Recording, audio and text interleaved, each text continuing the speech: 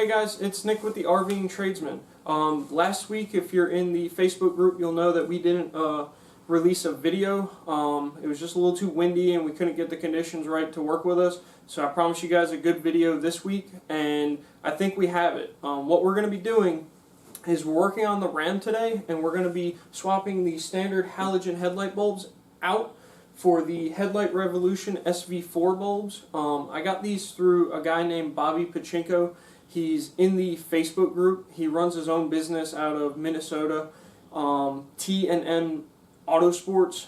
If you guys need anything for your vehicles, any kind of upgrade you want to do, like aftermarket suspension, anything like that, he's the guy to talk to. I talked to him about different headlights for my truck, and he really took the time to make sure that we were going to get something that not only worked, but something that I was going to like. I know there's plenty of different LED bulbs and setups that you can get on Amazon that are cheaper than what I have, but you're probably not going to get the satisfaction that you will out of what I have here. So what we're going to do is we're going to go to our intro real quick, and when we come out of that, we're going to list all the different tools that we're going to need, and after that, we're going to show you how to change these bad boys out. I also may include, if it doesn't rain too much on us, I may show how to adjust the headlights afterwards, because I know my passenger side headlight is 3 inches higher than the driver's side. There's a little bit of a story to that I'm not going to get into. If anybody wants it, you can send me an email and I'll shoot you an email back of what it was, why this headlight is higher than the other one. But then at the end of this video, I'm going to wrap it up with the review of some before and after pictures, as well as my thoughts on what I think of the bulbs. So without further ado, we're going to hit the intro real quick, and we'll see you in a second.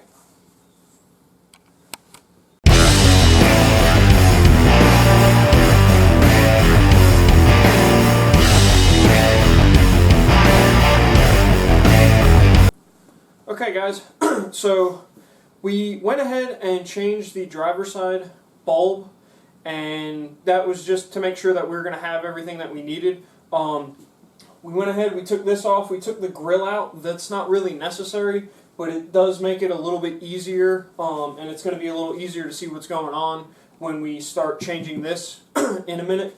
I didn't really showcase them at the beginning, but these are the bulbs. These are the SV-4, and I'll open it up so everyone can see. And there's a couple of features I want to point out before we put them in. So these are cooled bulbs that have a fan on the back. They have a if you have CAN bus sensors in your vehicle, that's what this is for. And then they also, I bought the anti-flicker modules as well. We tried it with and without. There's a tiny bit of flicker without the anti-flicker module.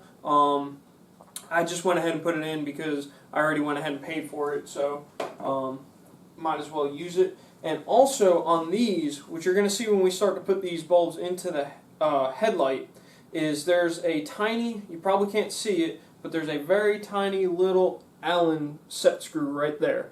And it comes with the Allen key, and what you're going to do is once you put these bulbs in and you get them lined up, you're going to actually turn this part here by loosening that set screw. And what that does is you want to get your LEDs horizontal inside your housing, and what that's going to do is it's going to give you that same look that your OEM headlights have,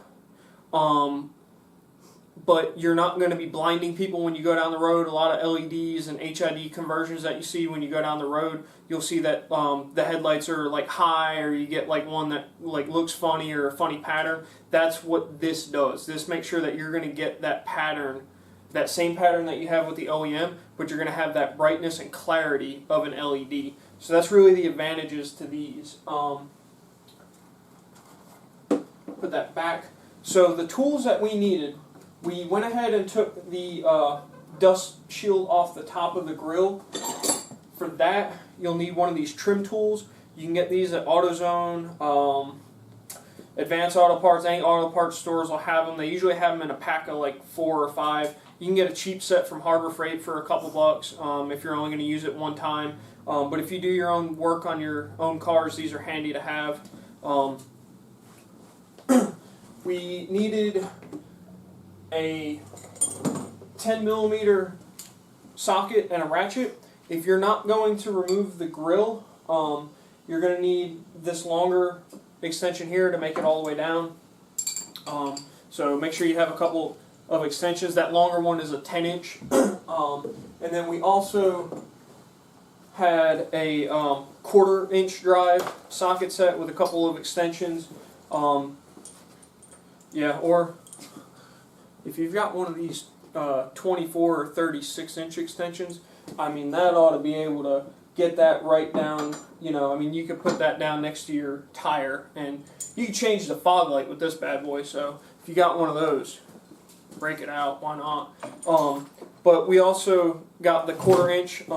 I like the 1/4-inch drive stuff just for when you're working on these. The plastic, you get a little less leverage, so you don't have to worry about breaking anything. It's kind of the advantage there, and it fits into a lot of small places. When we take this headlight out, you'll see that there's a couple of bolts on the back you have to access. That's where the 1/4-inch really shines. And then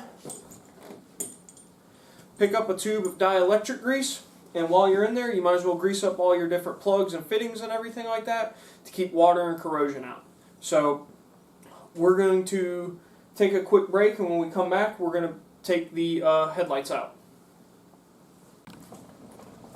Okay, so in your fender well, you have a little trap door here that I've got open, and in that trap door, this bolt here, that is for the back of the headlight, and then that white clip right there, that clip needs to be taken off as well. If you ever look online and see people selling headlights, they'll say like clips broken or clips not broken. These are the clips that they're referring to. So we're going to take this bolt out, undo the clip, and take the bolts in the front out, and then once we come back, we'll have the headlight out.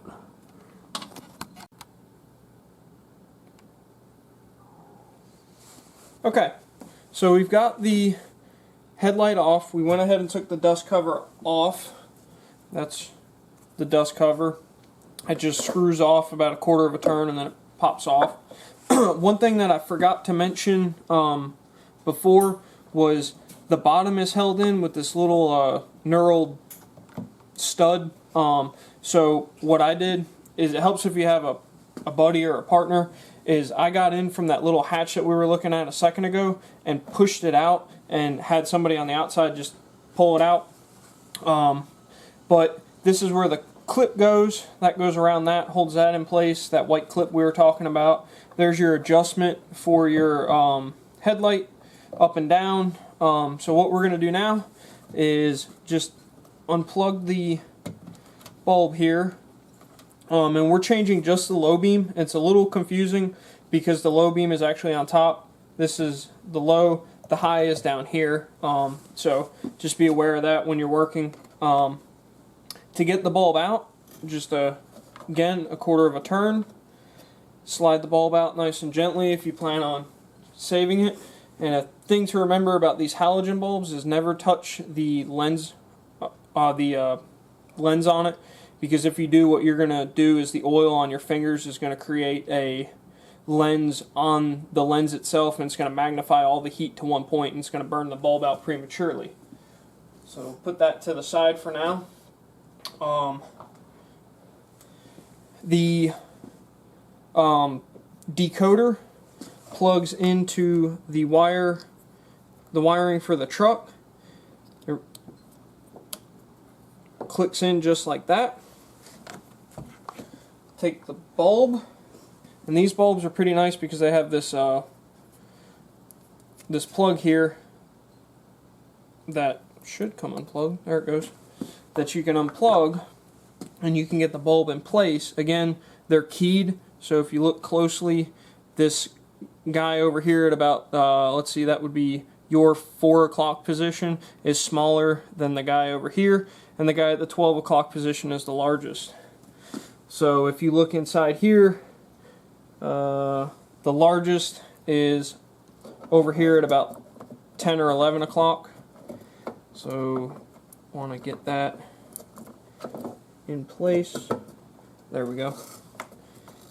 And turn it. And now before I did anything, actually let me unplug this for a second. Before I did anything before, what I did was I went ahead and made sure that I had the headlight in the right position with that set screw that we were talking about.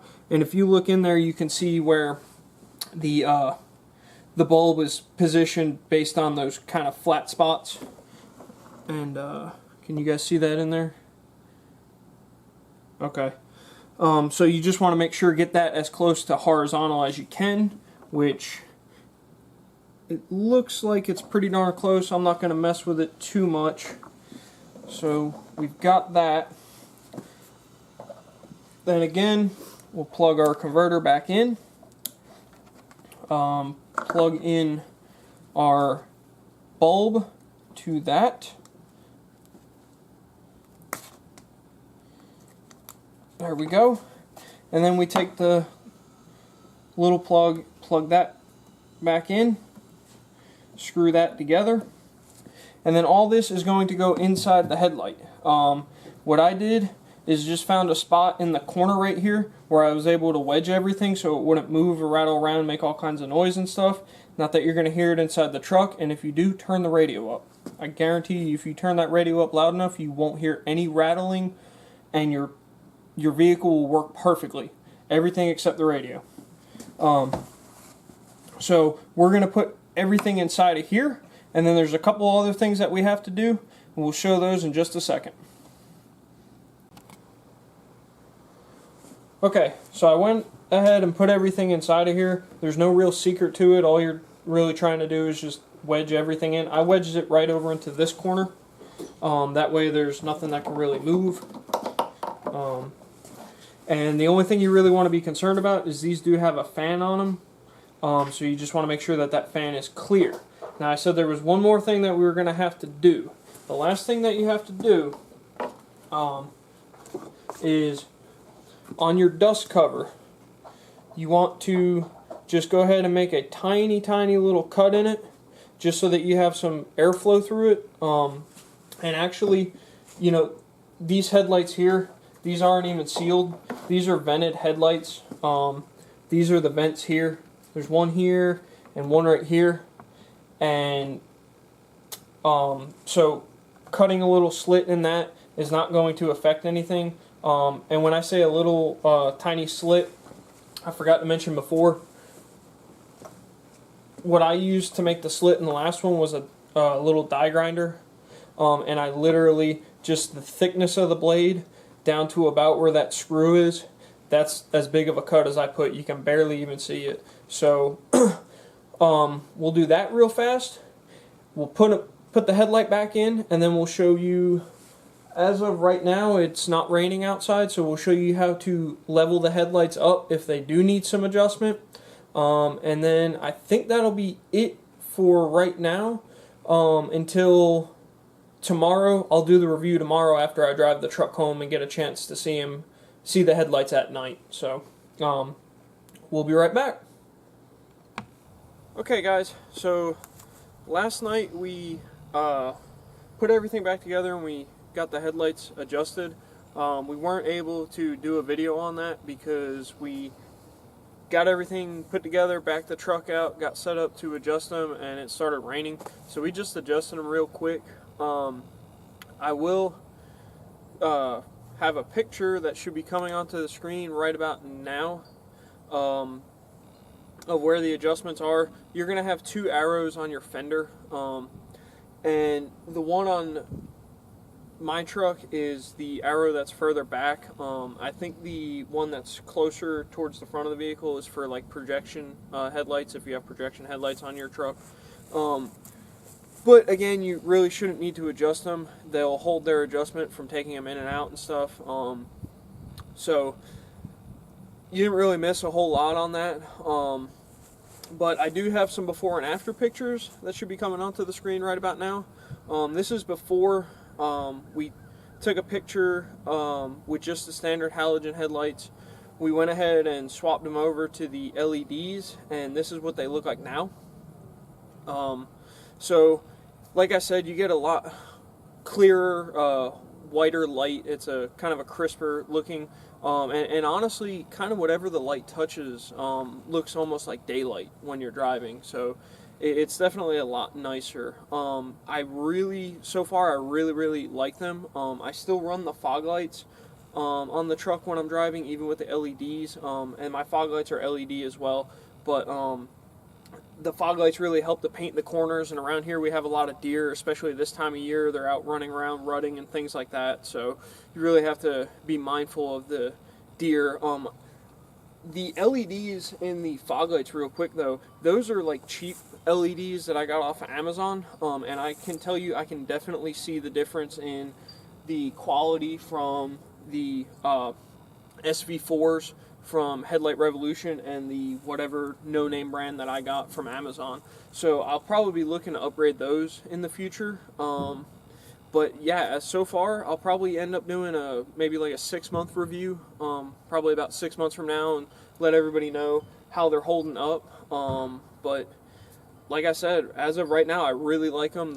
It's good, high-quality products. I highly recommend them. Again, you can get these through Bobby Pachinko, and he's on the Facebook group page. There will be a link to the group in there, and I'll also put a link to TM Autosports, which is the business that Bobby runs. And again, just the amount of time that he took to make sure that we were going to get what we needed, make sure it was going to work, and make sure it was going to be something that I liked. You know, even to the point when we were installing them, we ran into an issue. We had a couple of questions about some things, and I was able to just shoot him a message on Facebook Messenger real quick, and within 5 minutes he had an answer. So, you know, to me, that's worth the price of admission right there, is that the backing that he gives behind the products that he sells. So, you know, again, I know you can get some stuff cheaper on Amazon and things like that, but I don't think you're going to get the quality or the, you know, just the customer service that he provides. Other than that, guys, keep sharing the videos, keep liking them, keep commenting, keep using the Amazon link. Again, that helps us get better stuff that we can test, helps us get better equipment that we can use, so that the videos come out better. I know I say that after I get done of telling you to go talk to Bobby about the headlights, but that's kind of the exception to the rule there. Our next video, weather permitting, it's starting to get kind of cold around here, so I don't know if we're going to do it, is probably going to be, we're going to be looking at the Meguiar's ceramic wax, and this is kind of like a ceramic coating that you can put onto your vehicle at home. And if it's not that, it will be a viewer suggested video. So I'm not going to tell you what the viewer suggested video is. You'll just have to come back and find out. But if we do this, it will be that, and if not, it'll be the viewer suggested video. If we do the ceramic wax next week, it'll be the week after that we do the next viewer suggestion. So just a couple of things to look forward in the future. As always, guys, stay safe out there, and we'll see you on the next video.